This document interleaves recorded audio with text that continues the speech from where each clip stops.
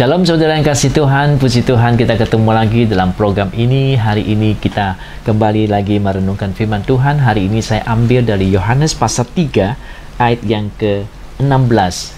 Ayat ini sangat terkenal ya, banyak orang Kristen bisa menghafalkan. Mari kita baca. Karena begitu besar kasih Allah akan dunia ini, sehingga Ia telah mengaruniakan anaknya yang tunggal, supaya setiap orang yang percaya kepadanya tidak binasa, melainkan beroleh hidup yang kekal. Puji Tuhan, dikatakan karena begitu besar kasih Allah akan dunia ini, akan manusia yang ada di dunia ini, sehingga Dia telah memberikan atau mengaruniakan anaknya yang tunggal, supaya setiap orang yang percaya kepadanya tidak binasa, melainkan beroleh hidup yang kekal. Puji Tuhan. Jadi Allah mengasihi kita itu dengan memberikan anaknya, ya, memberikan anaknya kepada dunia ini, supaya manusia di dunia ini yang percaya kepadanya tidak binasa, melainkan boleh beroleh hidup yang kekal. Di dalam perjanjian lama, orang Israel kalau mereka datang untuk menebus dosa mereka, setiap tahun mereka datang menebus dosa mereka dengan membawa binatang, yaitu domba yang tidak bercacat. Jadi pada waktu mereka datang, imam besar di bait Allah akan memeriksa binatang itu, apakah ada cacatnya tidak. Kalau ada cacat, tidak bisa menebus dosa mereka. Nah, ini binatang atau domba adalah lambang dari Tuhan Yesus. Setelah dia lihat tidak ada cacatnya, binatang ini akan dipotong dan kemudian darahnya tercurah, maka dosa orang ini akan diampuni. Orang ini boleh menikmati lagi segala kebaikan Tuhan. Jadi saudara, satu gambaran bahwa darah domba itu atau binatang yang tidak bercacat itulah yang mengampuni dosa orang yang datang ini. Demikian juga Yesus disebut anak domba Allah, domba yang disediakan Allah untuk menghapus dosa manusia. Oleh sebab itu Yohanes Pembaptis ketika melihat Yesus, dia berkata, lihatlah anak domba Allah yang menghapus dosa manusia, menghapus dosa dunia. Nah, dia menunjuk Yesus adalah anak domba itu. Sudahkah saudara kenal dia? Dia adalah domba Allah. Yesus Kristus adalah domba Allah yang dikorbankan untuk menghapus atau menanggung dosa manusia. Dan dia harus tidak bercacat. Dia tidak bercacat, saudara. Dia adalah tidak berdosa. Dia adalah anak Allah sendiri, baru dia bisa menanggung dosa manusia. Kalau dia ada cacatnya, tidak boleh. Seperti zaman dulu, kalau dombanya bercacat, tidak bisa menanggung dosa orang itu yang minta ditebus dosanya. Nah, jadi darahnya tercurah, mengampuni dosa manusia. Itu adalah Tuhan Yesus. Allah mengasihi kita dan memberikan anaknya, supaya manusia boleh ditebus dosanya dan manusia tidak usah masuk ke neraka, melainkan beroleh hidup yang kekal di surga.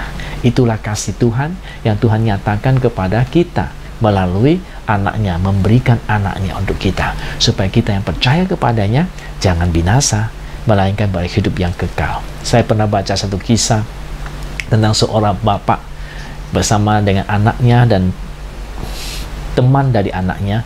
Suatu hari pergi memancing di laut. Ketika disambar di laut, hari itu cuacanya kurang baik, ya, angin badai datang, dan satu badai gelombang yang besar menerpa perahu mereka. Dua anak itu jatuh terlempar ke laut, dan pada kondisi seperti itu, papanya terkejut melihat dua anak terjun di laut. Kemudian dia bingung bagaimana. Mereka berdua minta tolong, mana yang harus ditolong. Di tangan bapaknya ada satu tali. Tali ini harus lempar ke siapa? Dia berpikir sebentar, kemudian lempar kepada teman dari anaknya itu.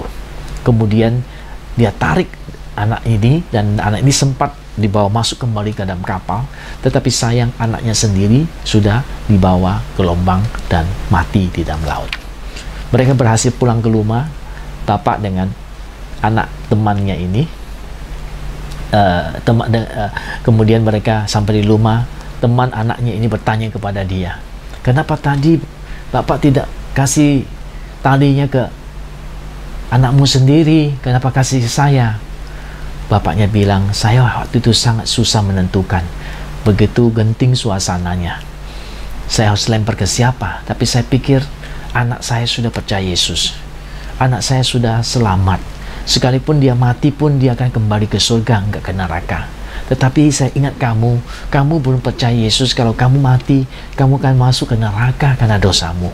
Sebab itu saya lempar tali ke kamu, selamatkan kamu, supaya kamu masih ada kesempatan untuk percaya Tuhan Yesus. Dan anak ini begitu terharu mendengar bapak ini berkata demikian, akhirnya juga terima Tuhan sebagai Tuhan dan Juru Selamatnya pribadi. Dan kemudian dia hidup sebagai orang Kristen yang sangat mengasihi Tuhan, yang dipakai Tuhan. Luar biasa. Kisah ini kisah sesungguhnya. Nah saudara, demikianlah Tuhan juga begitu mengasihi dunia ini. Dia memberikan anaknya supaya dia selamatkan kita. Dia membiarkan anaknya mengalami kebinasaan untuk menyelamatkan kita. Puji Tuhan. Jadi hari ini saudara, marilah kita percaya Yesus. Dia adalah Juru Selamat kita. Dia adalah domba itu yang dikorbankan untuk kita, supaya kita boleh selamat. Jadi hari ini dikatakan siapa yang percaya kepadanya, dia boleh selamat. Mari percaya dia, kita akan diselamatkan oleh dia. Mari percaya Tuhan Yesus. Katakan kepada dia, engkau bersedia, maka dia akan menyelamatkan kita dari hukuman yang kekal di neraka. Dia adalah domba itu yang sudah dikorbankan untuk kita, supaya kita boleh terlepas daripada dosa-dosa kita. Kiranya Anda mengerti. Tuhan memberkati kita. Sampai ketemu di kesempatan yang akan datang.